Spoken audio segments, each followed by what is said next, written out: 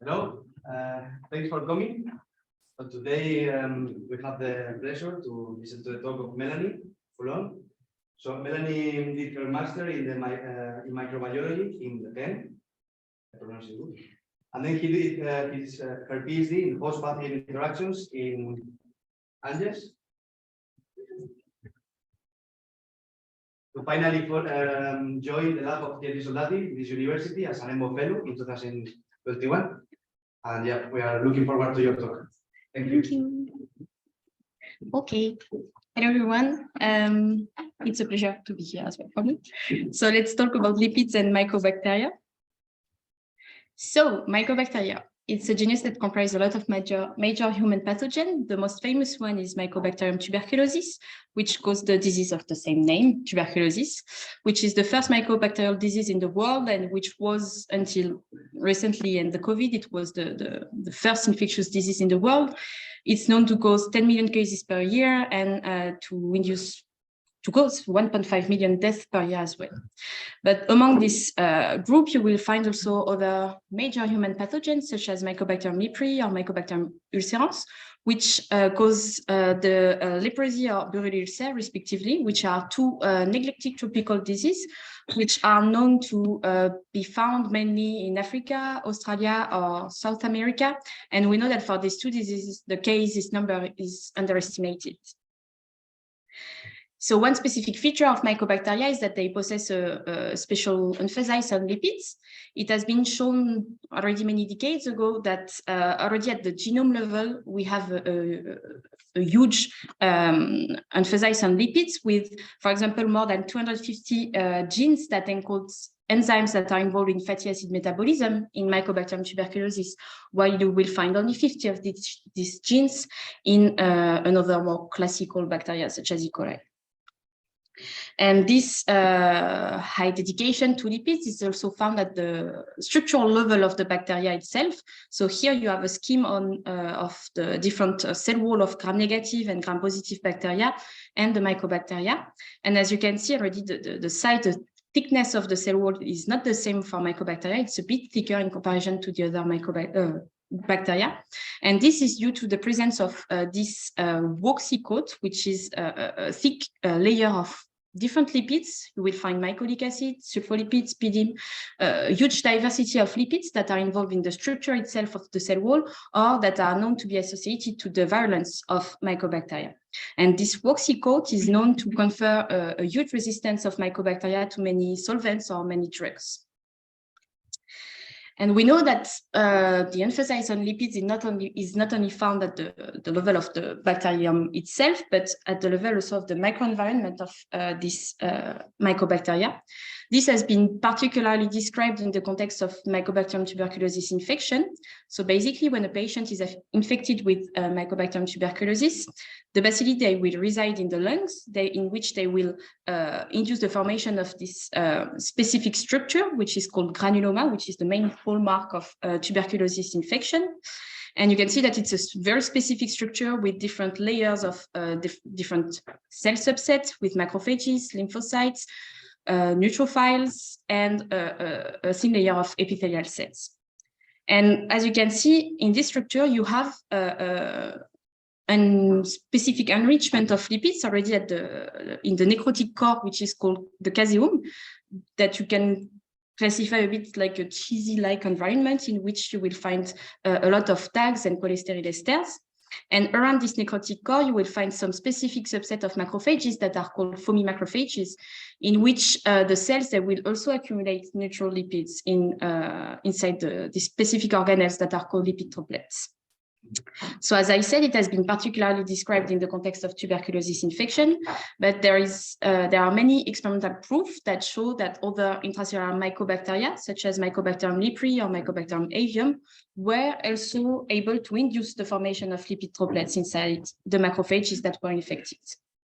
So overall, this observation led to an establishment of a working model that can describe these dynamics of lipid droplets and more globally the lipids from the host and the interaction with the mycobacteria when they are intracellular.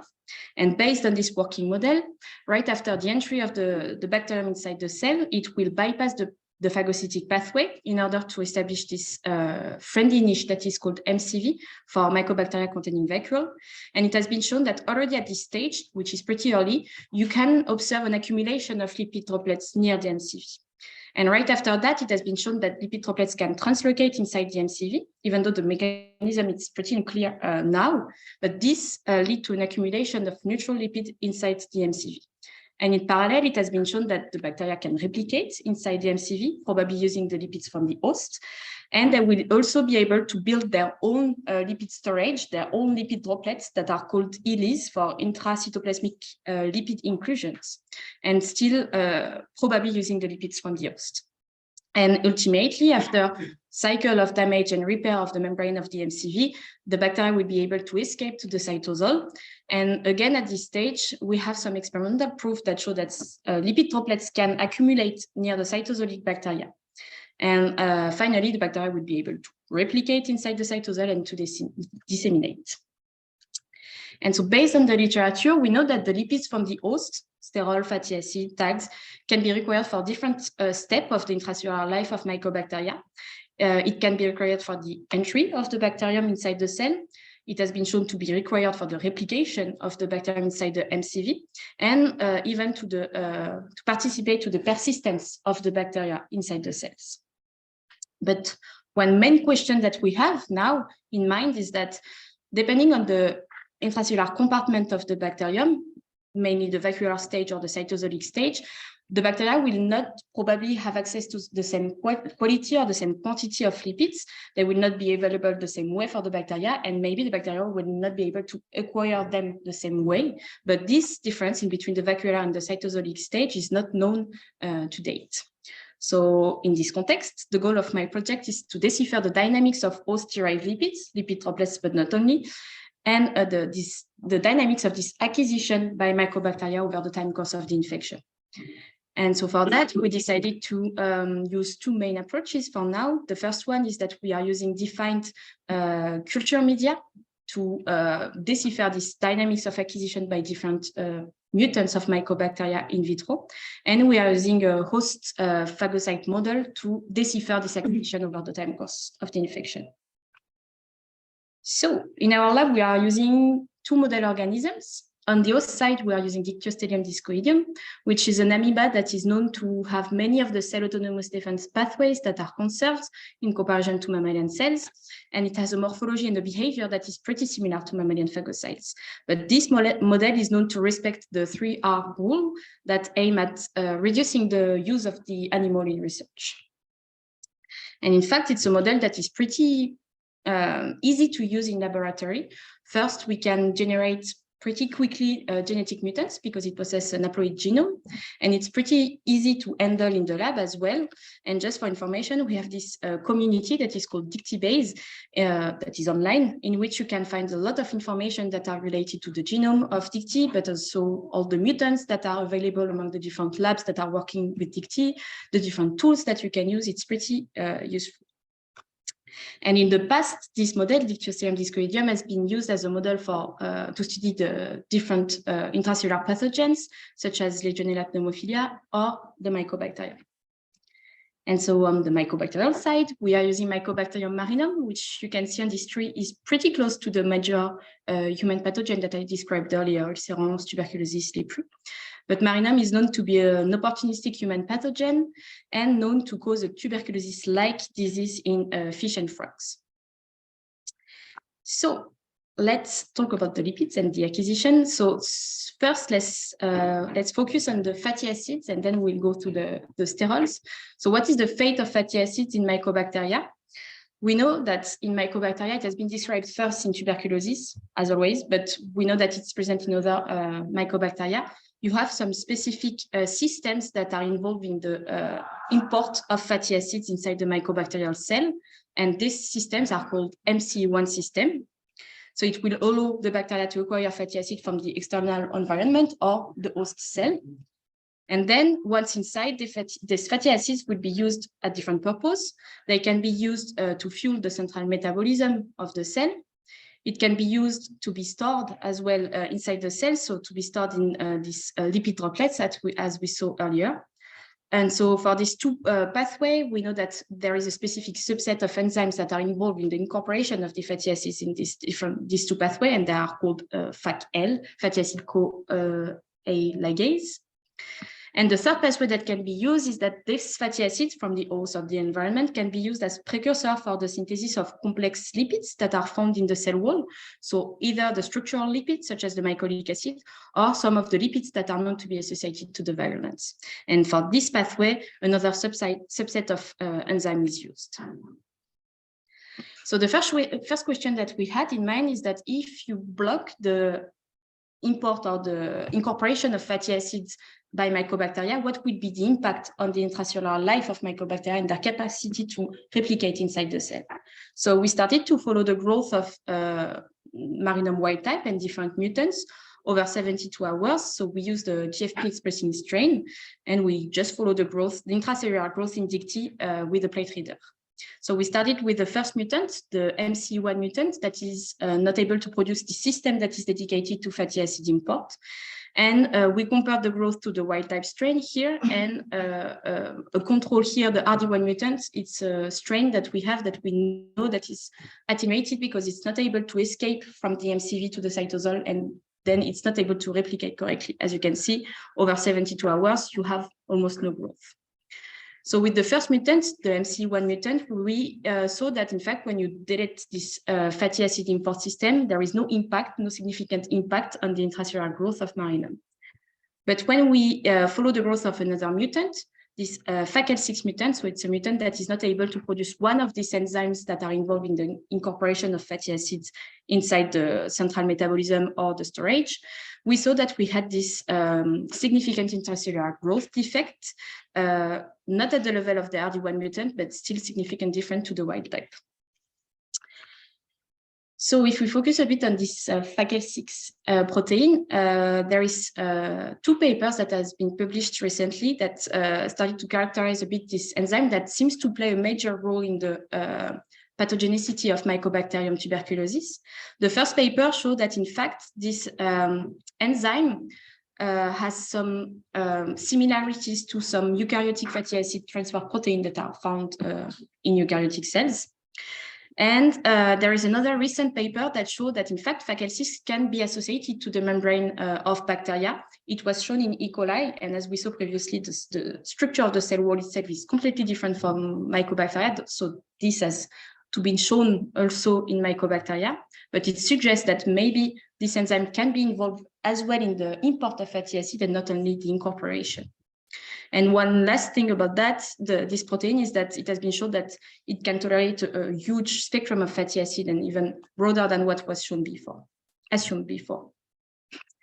So since we saw in these two papers that FACL6 seems to play a major role in the acquisition of host-derived lipids or the metabolism, it was shown for the dormancy in tuberculosis, but in Marinum we have some clues that it's not only related to the dormancy.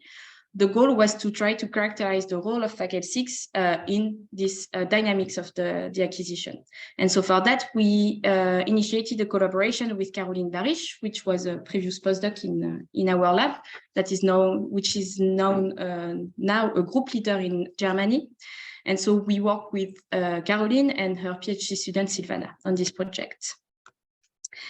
So what they observed is that looking at some infected dicty with the two strains, the wild type Marinum or the FACL6 mutant, by electron microscopy, they saw that the FACL6 mutant seems to synthesize less lipid droplet equivalent, the intracytoplasmic lipid inclusions, during the infection. So here it was a late time point, more or less 21 hour post-infection. But this suggests that in comparison to the wild type, it seems that we can have a fatty acid metabolism defect in this mutant. So to assess this hypothesis, we started to follow the growth of the Marinum, so wild type and mutant, in a defined condition in vitro. So we use the minimal medium, which is called 7H12, which is a minimal medium that contains just enough to support the growth of the bacteria. And we added single carbon sources, single lipidic carbon sources, and we follow the growth over 72 hours, again, using a GFP expressing strain. So at the end, you obtain this kind of growth curve. And what we did is that we measured the area under the curve of all of our conditions, and we did the ratio relative to the vehicle condition. And at the end, you obtain this kind of graph that allows us to compare the growth of our different strain with different concentration of lipids after 72 hours. So here we follow the growth with two fatty acids, the palmitate and oleate, which are known to be the major one found in mammalian cells, but as well in dicty. And as you can see, if we compare the growth of the FACL6 mutant in comparison to the wild type strain, it seems that the FACL6 mutant has an altered growth on fatty acids. It's reflected here with the palmitate, for example, for which at intermediate concentration, you have a slight increase in the growth of the mutant in comparison to the wild type. But as soon as you use the highest concentration of palmitate, it seems that it's toxic for the bacteria, since it's even lower than the minimal and the vehicle conditions. And for the oleate, we saw that we have this slight increase as well, not as much as the palmitate, but still a bit different to the wild type. And the thing is that when we used complemented strain to try to restore the growth on palmitate, we used two constructs. The first one that allow to overexpress the protein, here, the first construct, and the second construct that allow to just express one copy of the gene. And as you can see, depending on the construct, we don't have the same growth. Overall, we were able, by overexpressing the FACL6 gene here with this construct, we were able to restore the growth on the toxic concentration of palmitate. But still, it's in these two complemented strain, we have still an altered growth on fatty acids. So since we saw that in vitro, the FACL6 mutants have an altered fatty acid growth, we assume that it has also an altered capacity to acquire this fatty acid during the infection. So what Caro and Silvana did is that they followed the incorporation of an exogenous fatty acid during the infection in dicty, so using a body PC12. And as you can see here, at 21 hours post-infection, so it's really this time point during which the bacteria already established their MCV and they already started to replicate inside the MCV. You can see that the FACL6 mutant is less associated to the body PC12 than the wild type. As you can see here, the body PC12 is in purple. You have slightly more bacteria that succeed to incorporate this exogenous fatty acid in comparison to the FACL6. So it seems that both in vitro and during the infection, the FACL6 mutant assimilate less fatty acid than the wild type strain. So then we wanted to decipher the intracellular localization of the FACL6 mutant, because depending on the capacity to acquire the lipid or the stage of their intracellular life, they can have a different intracellular localization in comparison to the wild type. So we initiated some microscopy experiments using different markers that can allow us to appreciate, for example, here, Alex, to appreciate the membrane damage repair at the MCV level. And we used also ubiquitin that is used here as a marker for the access of bacteria to the cytosol. And as you can see, on both sides, it seems that the FACL6 mutant at the bottom part is more associated to both of these markers, here with Alex in green and the bacteria in purple, and here with the ubiquitin, this time in purple, and the bacteria in green. So overall, this observation, even though we need to quantify them, suggests that the FACL6 mutant is more efficient to damage the MCV in comparison to the wild type and get access to the cytosol earlier than the wild type. So based on all of this observation, we know that first, and it has been shown already before, that the marinum, a wild type strain, is able to use the fatty acid from the host to replicate inside the MCV. But in the case of the FACL6 mutant, it seems that the mutant can't acquire efficiently enough the fatty acids from the host to replicate inside the MCV. And in parallel, it seems that it escaped to the cytosol earlier. And the hypothesis is that maybe the bacteria is escaping to the cytosol looking for more nutrients, since it's not able to acquire the one that were available in the MCV. And one working model that can support this hypothesis is that when you have an unbalanced fatty acid metabolism in the bacteria, especially in that case with the absence of the FAGL6 protein, we can assume that all the pool of fatty acid will be available for the other subset of enzymes that are involved in the production of the lipids from the cell wall. And among them, you will find some lipids that are associated to the virulence and maybe the ones that are associated to creating some damage to the MCV.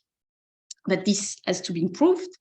So as perspectives, we would like to decipher how those marinum, the FAGL6 mutant can escape earlier to the cytosol in comparison to the wild type. So that's the working model that I just presented. The goal is to monitor the production of these lipids that are associated to the virulence of the bacteria through TLC or lipidomics. And the global aim is also to decipher what are the lipids that are available in the different compartments to try to decipher why the FAGL6 is not able to replicate inside the MCV. So for that, we will perform some lipidomic and lipid transfer approach to decipher this. So now, what is the fate of sterols in mycobacteria? So similarly to the fatty acids, mycobacteria possess specific transporter systems that are called MCE4 that have been shown in TB and other bacteria to be involved in the incorporation of sterol. And it's a specific feature of mycobacteria, the capacity to acquire and to use cholesterol. It's not really used in many bacteria, but it's a specific feature of mycobacteria. And so again, as for the fatty acid, after the incorporation, the catabolism of sterol will lead to the use in different pathways. The first one, it can help to fuel the central metabolism, but one difference in comparison to the fatty acid metabolism is that this step requires an additional step of detoxification because it has a cost to degrade the cholesterol, and it will lead to an accumulation of intermediates that can be toxic. And this you need to fix this, you need this detoxification step that involves different enzymes, but the most important one and the one that has been well characterized is this ICL1 enzyme. The product of the degradation of sterol can also lead to the formation of precursors for the synthesis of the lipids from the cell wall, as for the fatty acids. And finally, there are some experimental proof that suggest that sterol can be used also to be stored in the lipid droplets of the bacteria as sterile esters, even though the formation of sterile esters has never been shown directly in mycobacteria. They suggest that it can accumulate in ELIS, as it's the case in eukaryotic cells with lipid droplets. So as we did before with the fatty acids, the question was, if we block the incorporation or the utilization of cholesterol, what will be the impact on the intracellular growth of mycobacteria? So exactly as before, we follow the growth of different mutants over 72 hours with GFP expressing strains. And as you can see this time, for both of our mutants, the mutant that is not able to import the sterol or the mutant that is not able to detoxify the product of the degradation of the sterol, we observed a significant intracellular growth defect, again, not at the level of the attenuated strain, but significantly different to the wild type. And we decided to follow the growth of these two mutants in vitro, as we did before with the different single carbon sources. So this time we follow the growth with cholesterol or one fatty acid. It was here the palmitate. And so without a huge surprise, the mutants that are not able to incorporate, import the sterol or detoxify the product of the degradation, they were not able to grow on sterol over 72 hours here, as you can see, no matter the concentration of sterol. And in the case of the fatty acid, it seems that as what we observe for the FAGL6 mutant, it seems that both of our mutants have an altered fatty acid metabolism with a growth that is slightly improved in presence of the intermediate concentration of fatty acid. But as soon as you use the highest concentration of palmitate, it seems to be toxic for this mutant as well. So overall, what this results show is that the sterols are important for the growth of Mycobacterium marinum, but the question is, how are these sterols acquired during the infection, and how does it impact the growth of the mycobacteria inside the cells? So to decipher that, we started to focus on one potential source of sterol for the bacteria. So as I explained earlier with the working model, we know that lipid droplets can accumulate near the mycobacteria, either when mycobacteria are contained inside the MCV or when they are in the cytosol. And we know that lipid droplets contain a huge stock of cholesterol as cholesterol esters. So we assume that this, due to this interaction of lipid droplets with the bacteria, this can be a source of cholesterol for the bacteria. So we started to follow the dynamics of these lipid droplets over the infection with the different mutants, the wild type and the mutants that are not able to incorporate sterols. And for that, we used a strain of dictyostelium discoideum that express M-cheripline as a reporter for the lipid droplets, because it's this protein that is found at the surface of lipid droplets and that is known to be associated to the structure of lipid droplets. And so what we did is that we follow in this cell line the intracellular growth of the mutants and the interaction with the lipid droplets. And as you can see, early during the infection, we observed that the cells that were infected with the MC4 mutant, so the mutant that is not able to import sterol, they seem to lose their lipid droplet content faster than the wild type. It's already, you can already observe that at 3 hours post-infection, and it's even more visible at 6 hours post-infection. While in the context of the ICL1 mutant, it seems to be pretty similar to the wild type. So, sorry, this was observation that we did at the spinning disk, but the goal was to quantify this observation. So we moved to the high contact microscopy thanks to the access facility. And here is the kind of results that we can obtain. The goal was overall to evaluate the dynamics of lipid droplet during infection with the different mutants. And here are 2 parameters that I choose to present today. The first one is the total lipid droplet contents of the cells that are infected. And here it's the lipid droplet accumulation near the bacteria. And so first, what we can see on the left panel is that the cells that are infected, so either the wild type in blue, the RD1 mutant, so the attenuated strain here in green, or the MC4 mutant, all of them, they seem to lose their lipid droplet content faster than the mock cells, so cells that were not infected at all with mycobacteria. So this is followed over 24 hours post-infection. And on the right panel, what we saw is that for the MC4 mutant in red here, it seems that you have more lipid droplets that accumulate near the bacteria in comparison to the wild type in blue. And interestingly, for the RD1 mutant, the one that is not able to escape from the cytosol to the cytosol, it seems that you have slightly less lipid droplet that accumulate near the RD1. So this has to be taken into consideration with a bit of set, because we have a lot of variability, so we need to reproduce this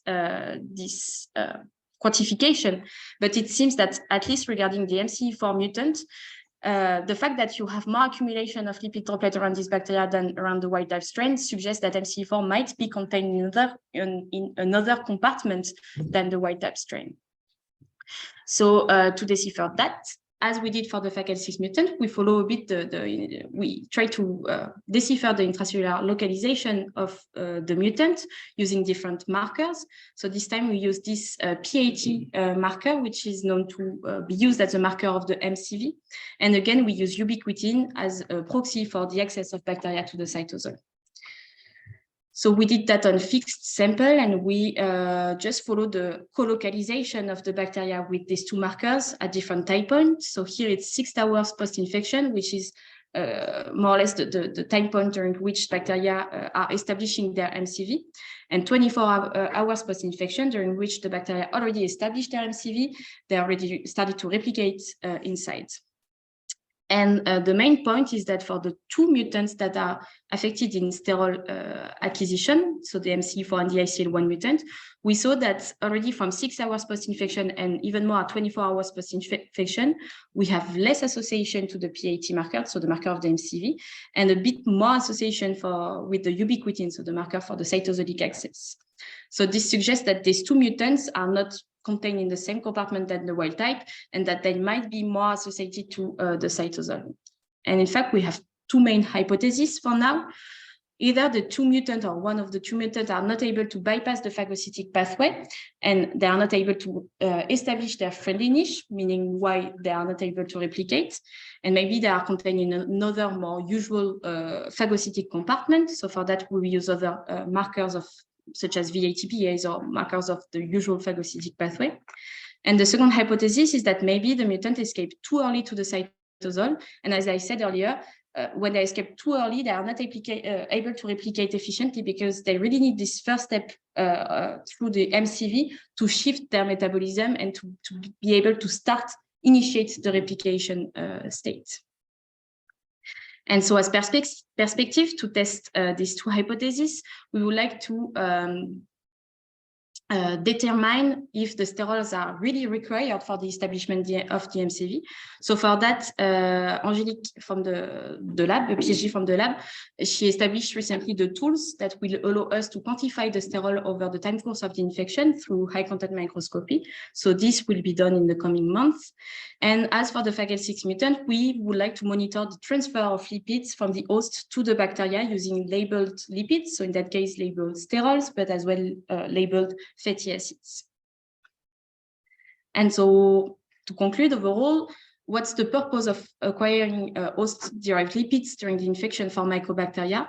We know that it will lead to a huge impact on a different step of the intracellular life of mycobacteria, from the initial phagocytosis to the dissemination, but we still have many questions in mind. The main ones are here.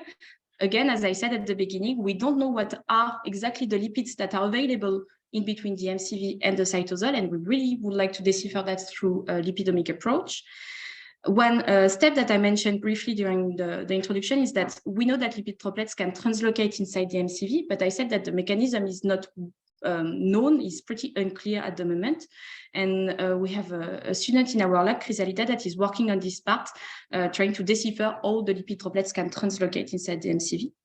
And on the pathogen side, the goal will be to have a global idea of the overall the host-derived lipids related metabolism of mycobacteria.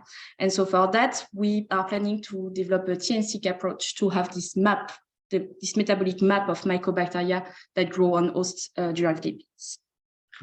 And so with that, I would like to acknowledge all of the partners that are involved in this project. And thank you for your attention.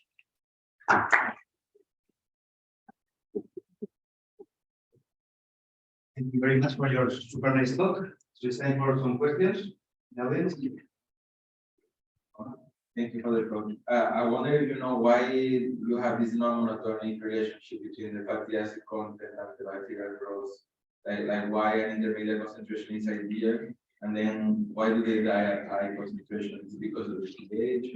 The thing is that the palmitate, what I didn't show here is that the palmitate can be toxic even for the wild type. You have kind of a window in which they are able to grow, and when you use too much palmitate, they will die, because we think that it will lead to the production, as for the sterol catabolism, it will lead to a production of intermediates that at too high level inside the mycobacterial cell can be toxic, and they are not able to detoxify enough, and they will just not grow and they will die on this fatty acid. And this has been described for palmitate because of the structure itself of the fatty acid, but because as well, there are some studies that suggest that palmitate is incorporated at higher rates than other fatty acids by mycobacteria. There is maybe kind of a specificity of the import system to specific fatty acids, and it seems that palmitate is incorporated better. But it can be toxic for the wild type as well. You have kind of a window, and with the Fackel6 mutant or the other mutant, it seems that we shift a bit the window.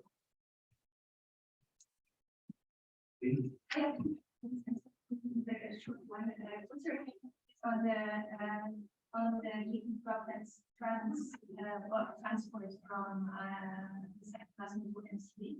And the second question is, have you ever tried, because what you see with your delta MC4 is seems like it's less lipid droplets, right?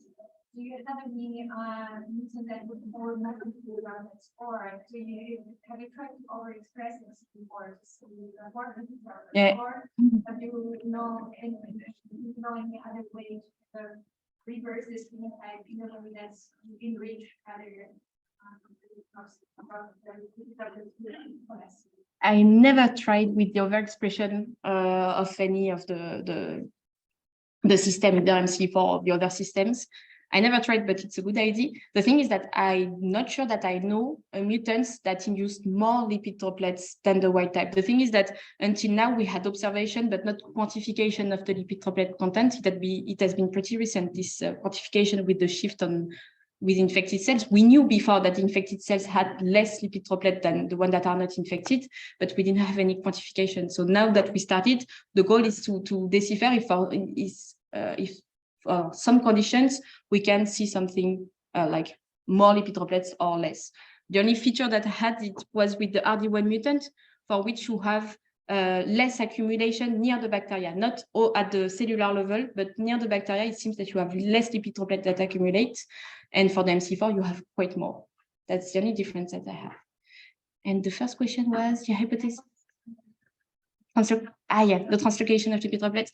There are different pathways that are possible. The one that we are focusing on with Chrysalida is the lipoautophagy, because I don't know if it's, we have some electron microscopy images that show that lipid droplets are found inside lipofagosome near the MCV, and we saw that they were pretty close to the MCV, and the hypothesis that maybe it can lead to a translocation through lipoautophagy is ongoing.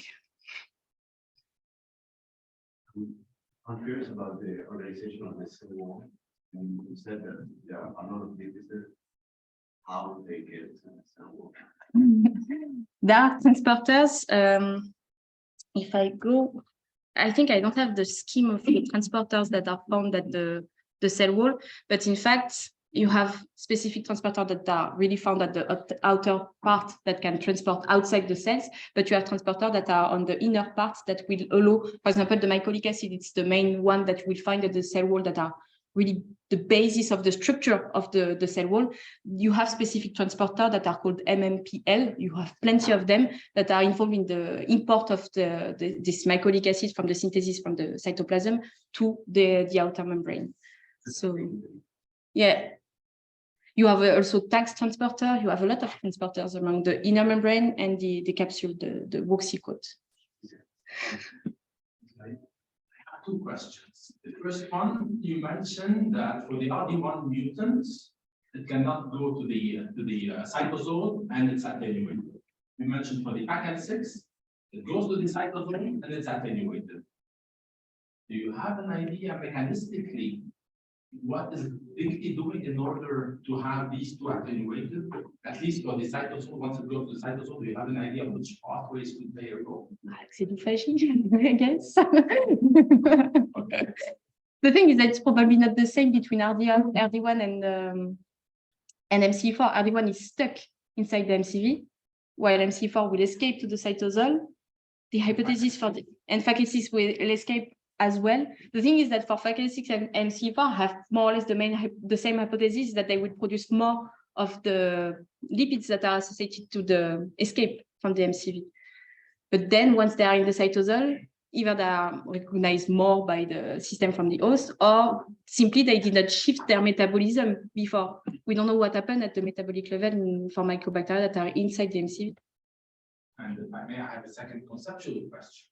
So in fact, the difference between tuberculosis and marine is mainly tuberculosis infects you, right? This is the only reservoir. So I would expect that this Fackel6 in the human will have a bigger role, especially that the genome of marinum is wider, so it at least infects much more that's in the environment. Do you know how much your system you could transfer it to the TB in such a condition? Do you know, for example, Fackel6 expression, Fackel6 abundance between TB and I think we have the data for the expression.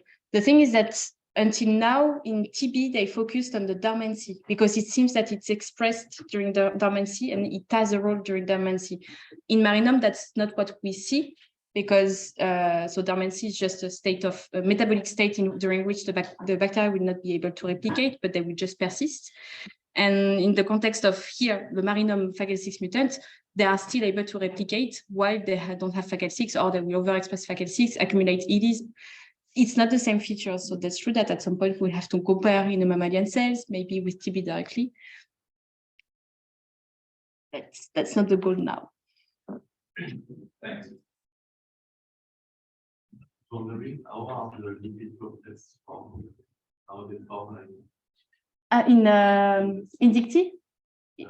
Yeah, it's in fact it's the same mechanism than in mammalian cells. You have it will start at the ER you will have an accumulation of neutral lipid in the outer leaflets, in between the two leaflets. You have this accumulation of lipid, the neutral lipid that will lead to the budding of this oil lens. And at the end, you will have the budding of the lipid droplets that will just go out from the ER. And the structure itself of the lipid droplets is a phospholipid monolayer with some proteins that are structural, for example, plin, or some other proteins that are known to be involved in the synthesis itself of the neutral lipids. So everything starts at the ER. Indict. Yes. With respect to this graph, for the MC1, when you delete the MC1, you don't see any growth effect. Yeah. So instead, because the organism can synthesize fatty acids, or because they could be another transporter. The thing is that that's more or less the point with Fackel-6. Fackel-6 is supposed to be the enzyme that is involved in the incorporation. But there are two studies that suggest that it can be directly or indirectly involved as well in the import of fatty acids. And in fact, I presented the MC1 and MC4 systems, but we know that we have, at least in Marinum, we have 5 or 6 MC systems, and among all of them, only 2 has been characterized, the MC1 and MC4. So we still have MC2, 3, 5, 6 that are not characterized and that might be involved as well in fatty acid import. Okay, so if there is no more questions, I think it's time for pizza, and we can keep the discussion with Melanie. So let's bring in Melanie, the next one.